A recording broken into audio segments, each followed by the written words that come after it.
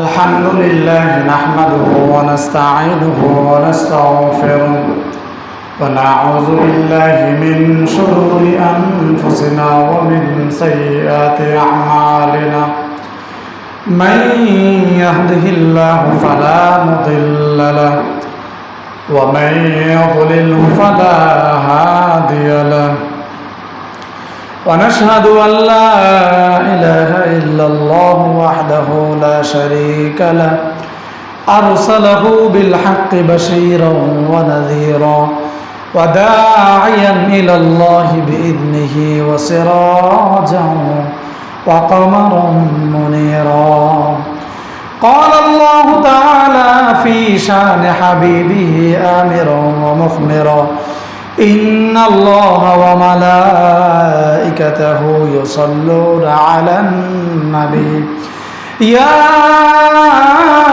أيها الذين آمنوا صلوا عليه وسلموا تسليما وقال الله تعالى في شان حبيبه آمرا ومخمرا إن الله وملائكته يصلون على النبي يا أيها الذين آمنوا صلوا عليه وسلموا تسليما وقال الله تعالى في كلامه المجيد وفي فرقانه الحميد أعوذ بالله من الشيطان الرجيم بسم الله الرحمن الرحيم لن ينال الله لحومها ولا دماؤها ولكن يناله التقوى منكم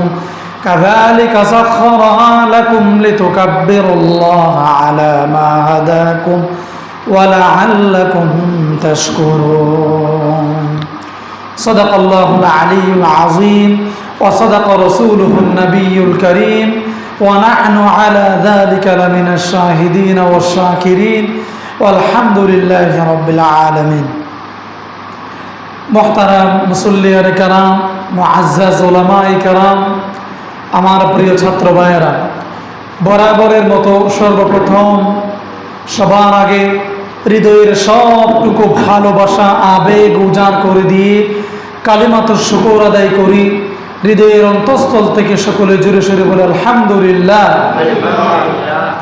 লক্ষ কোটি দরুদ ও সালাম পড়ে নিচ্ছি আল্লাহর সৃষ্টির প্রধান আকর্ষণ সাইয়্যিদুল আম্বিয়া ওয়াল মুরসালিন সাইয়্যিদুল কাউনাইনি ওয়াস সাকালাইন ওয়া রাসূল রাব্বিল আলামিন আফতাব নবুওয়া শাহেনশাহ রিসালা সুলতান মদিনা হুজুর আকরাম নূর মুজাসসাম نور على نور نبينا حبيبنا طبيبنا محمد صلى الله عليه وسلم محترم মুসল্লিয়ান کرام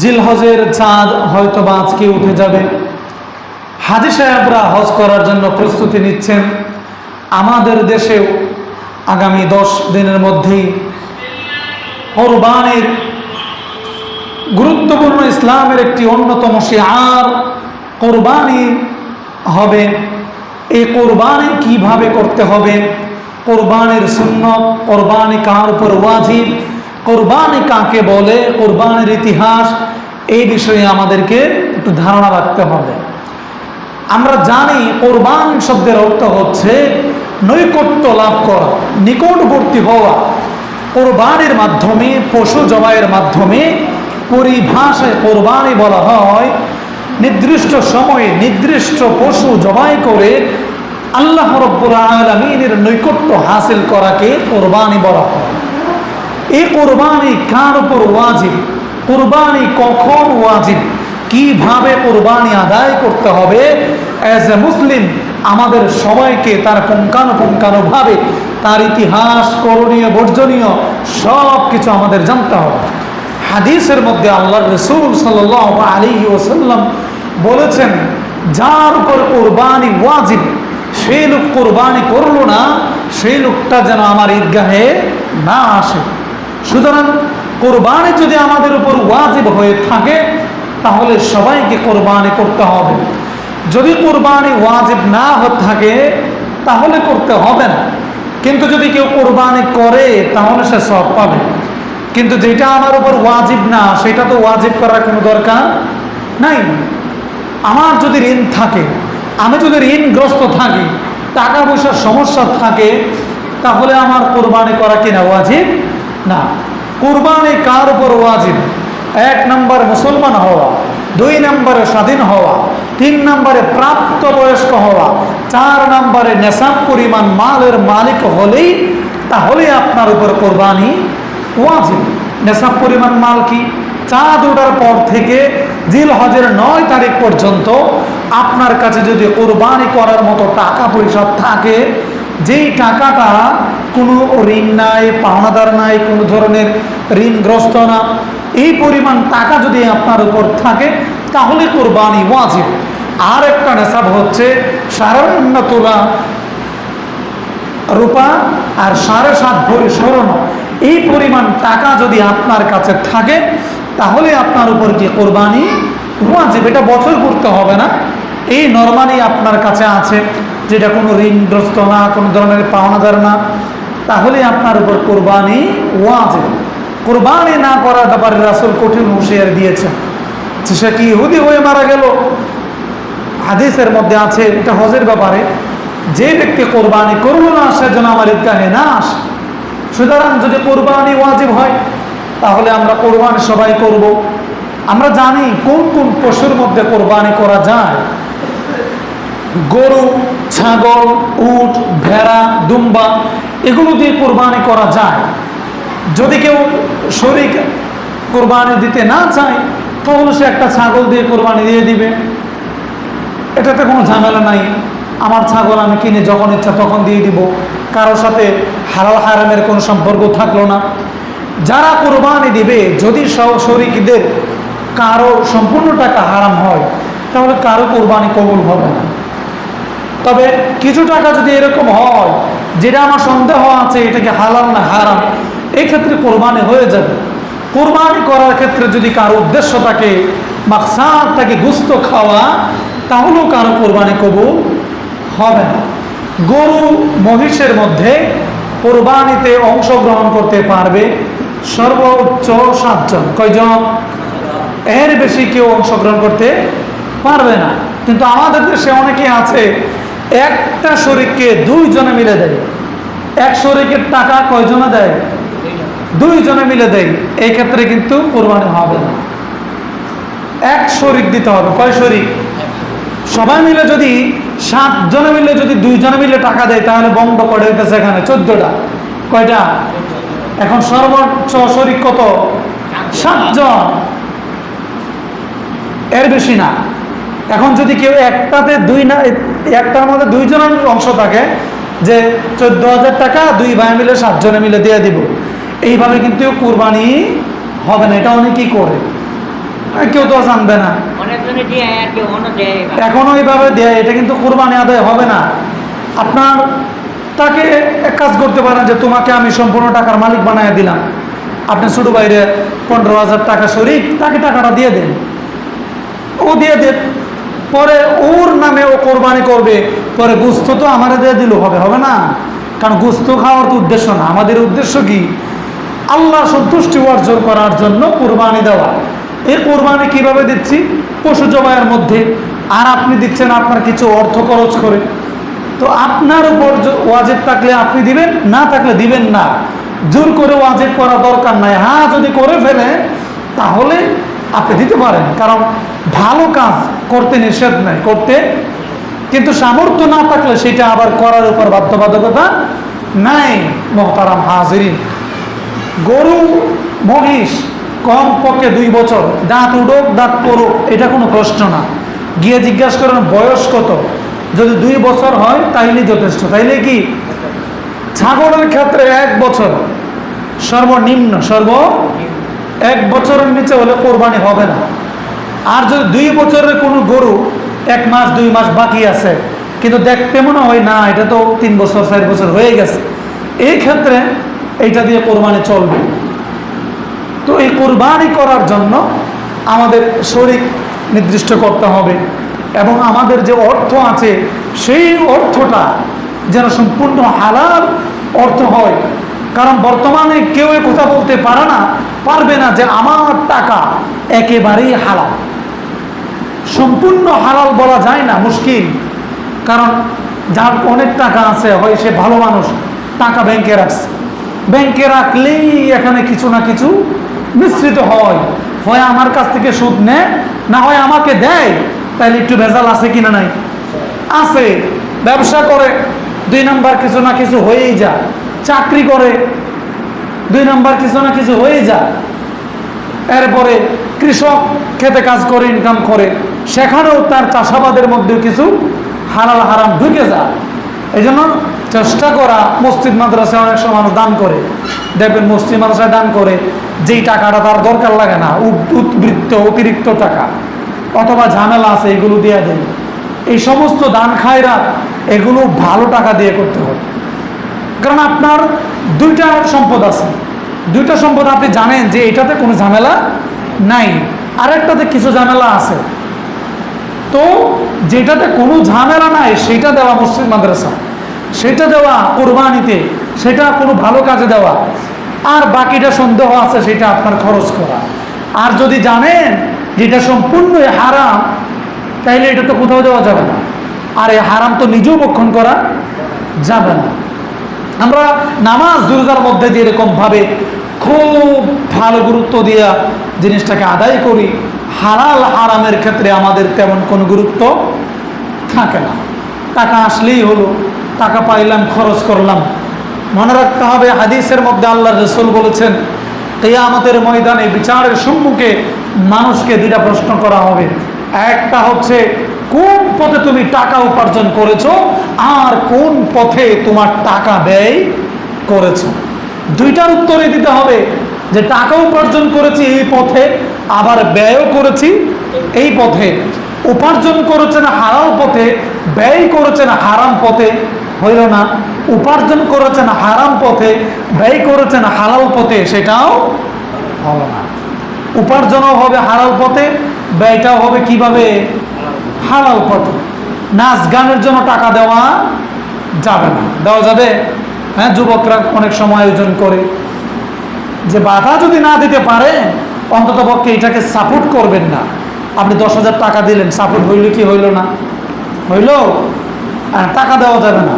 আচ্ছা, তোমরা করতেছো, তোমরা ব্যাপার, বাকি এটাতে ভালো মন্দ আমরা কিচ্ছু নাই, আমি টাকাও দেব না, কোনো ঝামেলা হলে সেটাতে আমরা নাই। তাইলে আপনার একটা দায়িত্ব আদায় হয়ে গেল। তো আপনার হালাল টাকা নাচ গানে কোনো ধরনের খারাপ কাজে দেওয়া যাবে না। ঈদ উপলক্ষে, ঈদে সামদে অনেক সময় অনুষ্ঠান করে যুবকরা, তো দেওয়া যাবে না। আবার হারাম পথে আনছেন, জানেন যে এটা আরেকবার মায়ের আনছেন, আইনে মসজিদের ইমাম সাহেব দিয়ে দিচ্ছেন, দরকার নাই, মসজিদে দিয়ে দিচ্ছেন, দিয়ে লাগাইবো, ঠিক করবো, এই টাকাটা আপনি খরচ করবেন। হারাম সুস্পষ্টভাবে আপনি জানেন এটা দিয়ে মসজিদে এসি লাগানো দরকার নাই, কিন্তু আপনি কিছুটা মিশ্রিত হয়ে যান, এদিক সেদিক হয়ে যেতে পারে, এটার জন্য আল্লাহ আপনার কাছে ক্ষমা চাইলেন বা অনুতপ্ত হলেন, সেটা ভিন্ন কথা। মুহতারাম হাজিরিন, এই কুরবানিতে শরীক নির্বাচন করা সঠিকভাবে। যদি মনে করেন যে আমি এমন কোনো শরীক পাবো না বা পাচ্ছি না, ঝামেলা আছে সবার সাথে, বা আমার এত টাকা, বর্তমানে একটা গরু 1-1.5 লাখ টাকার নিচে হয় না, আপনি ছাগল কিনে কোরবানি দিয়ে দেন। এখন আমরা কোরবানির সময় কি করি? সবচেয়ে বড় গরুটা কিনতে হবে, এরকম একটা প্রতিযোগিতা আছে না? আছে, কিন্তু দরকার নাই, এত প্রতিযোগিতা দরকার নাই। কোরবানি করতেছেন আল্লাহকে রাজি খুশি করার জন্য, আল্লাহকে সন্তুষ্ট করার জন্য, মানুষ দেখানোর জন্য কোরবানি করলে সেই কোরবানি কবুল হবে না।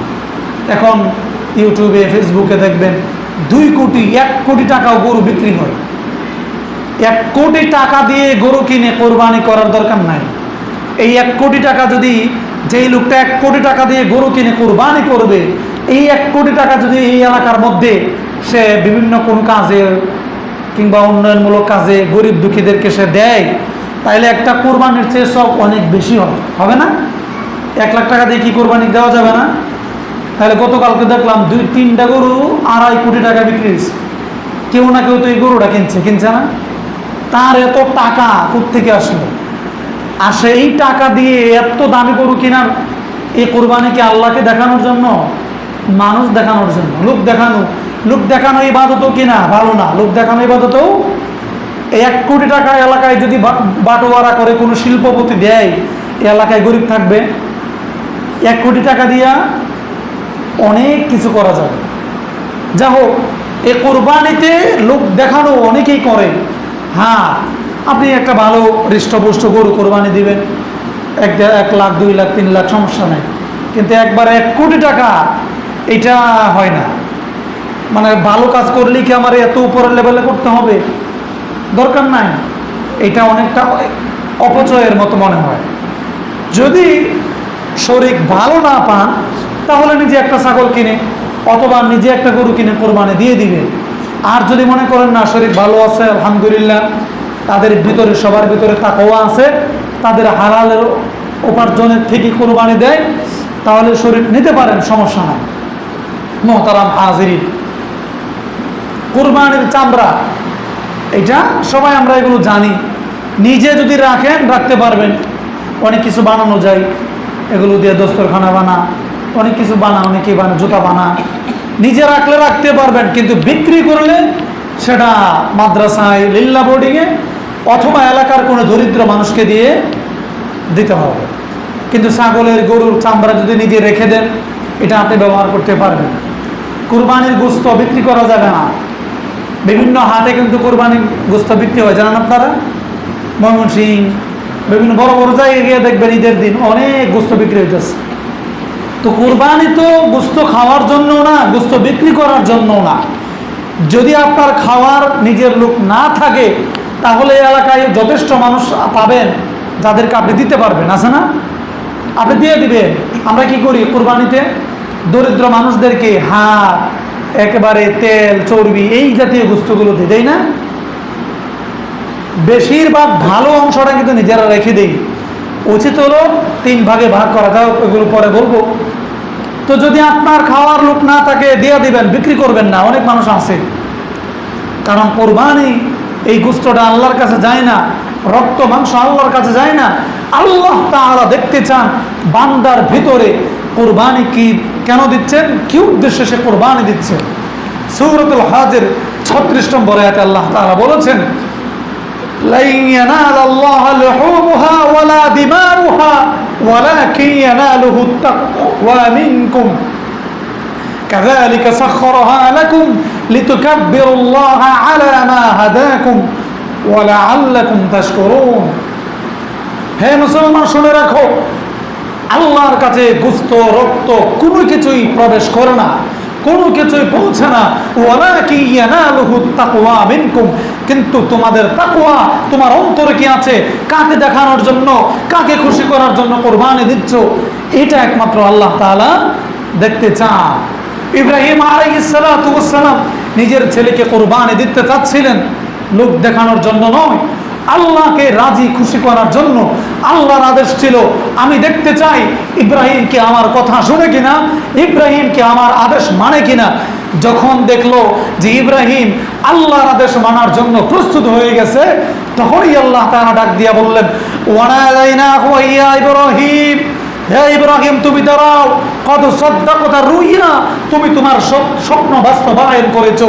ইন্না কাযালিকা নাজজিল মুহসিনিন, এইভাবেই আমি প্রতিদান দিয়ে থাকি, মুহসিনদেরকে প্রতিদান দিয়ে থাকি।